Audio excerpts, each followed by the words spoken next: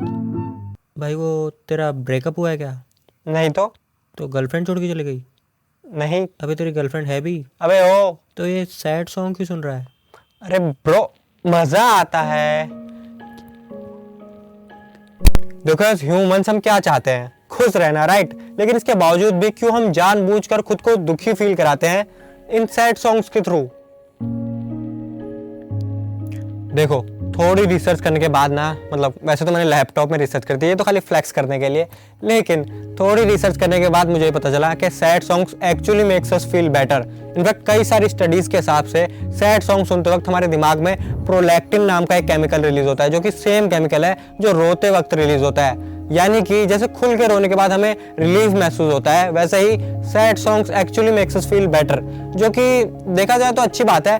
लेकिन देखो, दो तरह के इमोशंस होते हैं, फेल्ट इमोशन और परसीव्ड इमोशन। फेल्ट इमोशन के केस में फॉर एग्जांपल मान लो आपका ब्रेकअप हो गया है, अब ऐसे में यू रियली फील बैड, मतलब आपको दिल से बुरा लगेगा।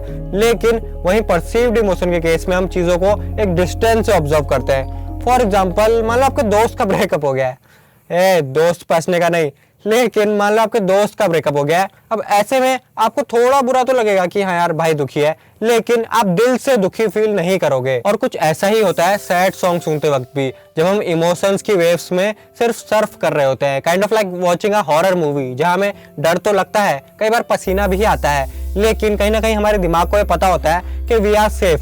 और अगर ऐसा है तो सैड सॉन्ग सुनने में कोई दिक्कत है नहीं।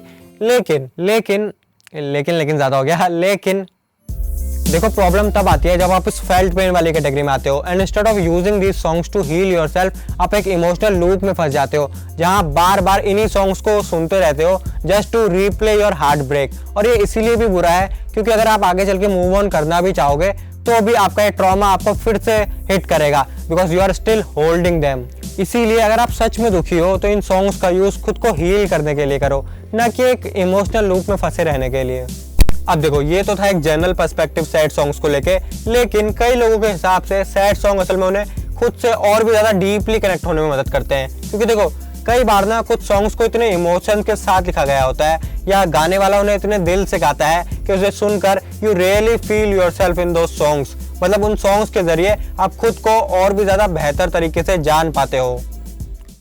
ज्यादा इमोशनल हो गया ना? लेकिन यू नो व्हाट, असल में शायद हम ह्यूमंस हैप्पीनेस चेज कर ही नहीं रहे हैं, but what we really want is a little spark of meaning. देखो, दो तरह के इमोशंस होते हैं, एक होता है फेल्ट इमोशन,